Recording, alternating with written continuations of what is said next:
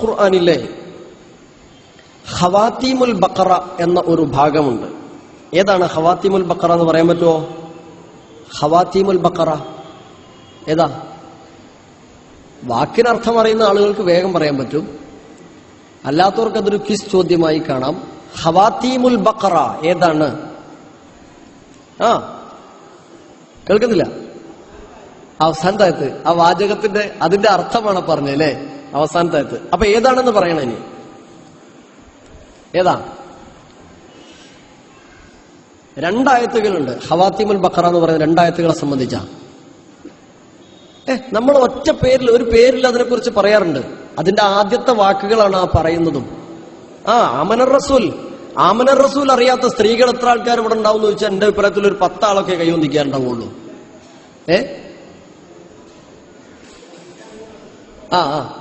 ആമനർ റസൂൽ അവിടുന്ന് ഇങ്ങോട്ട് വരുന്നേ അതിന്റെ ശേഷമുള്ള രണ്ടായത്തുകള്. ആമനർ റസൂല് അറിയാത്തവര് വളരെ ചുരുക്കം ഉണ്ടാവുള്ളൂ. എത്ര ആൾക്കാരുണ്ടാവും ഇവിടെ? ആമനർ റസൂല് അറിയാത്തവരോട് കൈവന്തിക്കാൻ പറയുന്നത് മോശ. ആമനർ റസൂല് അറിയുന്നവർ എത്ര ആൾക്കാരുണ്ട്? സ്ത്രീ പുരുഷ ജനങ്ങളെ കൈവക്കൂ. ആമനർ റസൂൽ അറിയുന്നവർ. എന്നാലേ ഇന്നു മുതൽ അത് മനഃപ്പാഠമാക്കാൻ സമയം കണ്ടെത്തണം. അറിയാത്തവരോടാന്ന് വിചാരിച്ച് കൈവന്തിച്ചതാ?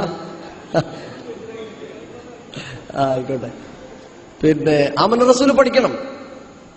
പ്രവാചകൻ പറഞ്ഞത് മൻ ഖറഅ ഖവാത്തീമൽ ബഖറ ഫീ ലൈലത്തിൻ ഔ കമാ ഖാല റസൂലുള്ളാഹി സ്വല്ലല്ലാഹു അലൈഹി വസല്ലം. ഞാൻ ആ വാചകങ്ങൾ കൃത്യമായി ഓർക്കുന്നില്ല, അങ്ങനെ തന്നെയാണെന്ന് എനിക്ക് തോന്നുന്നു.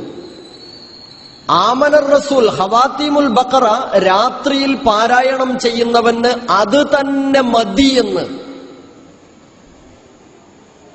അതുകൊണ്ട് എല്ലാ ദിവസവും രാത്രിയിലെ സുപ്രധാനമായ ഒരു മന്ത്രമാണ് ആമനർ റസൂൽ എന്ന് മനസ്സിലാക്കണം.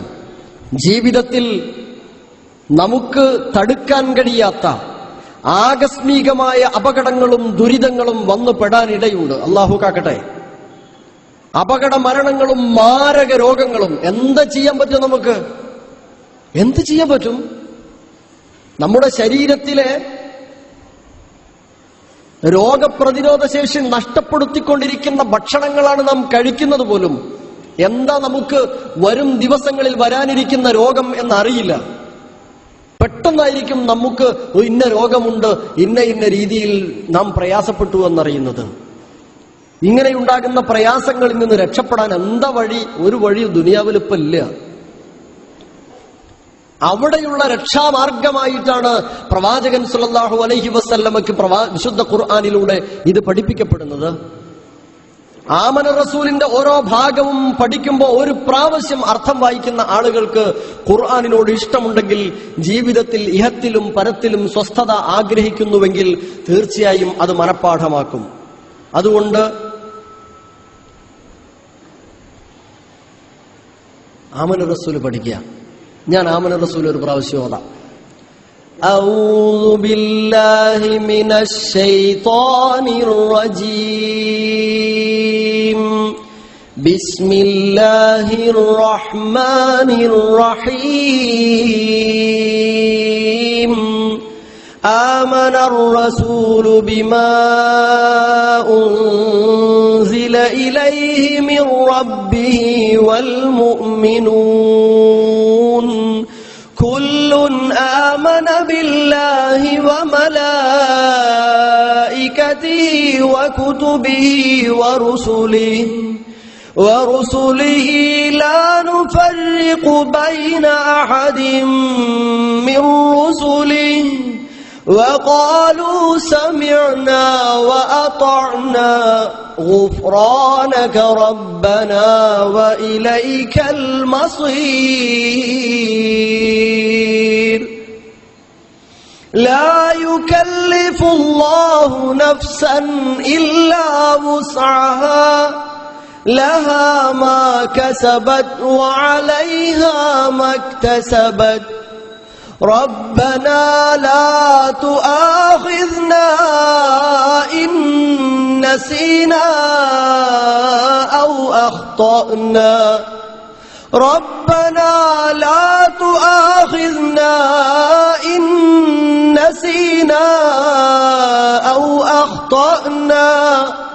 റബ്ബനാ വലാ തഹ്മിൽ അലൈനാ ഇസ്റൻ കമാ ഹമൽതഹു അലല്ലദീന മിൻ ഖബ്ലിനാ ربنا ولا تحملنا ما لا طاقة لنا به ربنا ولا تحملنا ما لا طاقة لنا به واعف عنا واغفر لنا وارحمنا أنت مولانا فانصرنا على القوم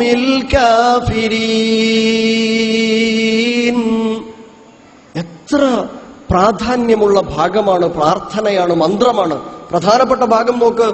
റബ്ബനാ ലാ തുആഖിദ്നാ ഇൻ നസീനാ ഔ അഖ്തഅനാ. പടച്ച റബ്ബേ, ഞങ്ങൾക്ക് മറന്നുപോയതിന്റെ പേരിലോ ഞങ്ങൾക്ക് തെറ്റുവന്നതിന്റെ പേരിലോ ഞങ്ങളെ നീ പിടികൂടല്ല, ശിക്ഷിക്കരുത് റബ്ബേ. ആരാ പ്രാർത്ഥിക്കാതിരിക്കുക കൂട്ടരെ? ആർക്കാ പറയാൻ മോഹമില്ലാത്തത്? സുഹൃത്തുക്കളെ, വന്നുപോയ തെറ്റിന്റെ പേരിൽ, മറന്നുപോയതിന്റെ പേരിൽ പടച്ചോനെ എന്നെ നീ പിടികൂടരുത് റഹ്മാനെ ഗഫാറെ. ഈ പ്രാർത്ഥനയാ അമന റസൂലെങ്കിൽ ഇന്ന് മനപ്പാഠമാക്കിക്കോ. മനപ്പാഠമാകുന്നതുവരെ എഴുതി കയ്യിൽ വെച്ചോ, ഖുർആൻ തലയിണയുടെ അടുത്തു വെച്ചോ, കിടക്കാൻ നേരം പാരായണം ചെയ്തിട്ട് കിടന്നുറങ്ങിക്കോ. മനപ്പാഠമാക്കാൻ ശ്രമിക്കണേ കൂട്ടരെ. രണ്ടാമത്തെ പ്രാർത്ഥന എന്താ? ربنا ولا تحمل علينا إصرا كما حملته على الذين من قبلنا. ഞങ്ങൾക്ക് മുമ്പുണ്ടായിരുന്ന ആളുകൾക്ക് നീ നൽകിയതുപോലെ അതിപ്രയാസകരമായ പ്രയാസങ്ങളൊന്നും ഞങ്ങളുടെ മേൽ നീ നൽകല്ല റഹ്മാനെ റബ്ബേ. ഈ പ്രാർത്ഥന പറയാൻ ആഗ്രഹിക്കാത്തവരാരാ ഈ സദസ്സിലുള്ളത്? ആമന റസൂൽ മനപ്പാഠമാക്കിക്കോ കൂട്ടരെ.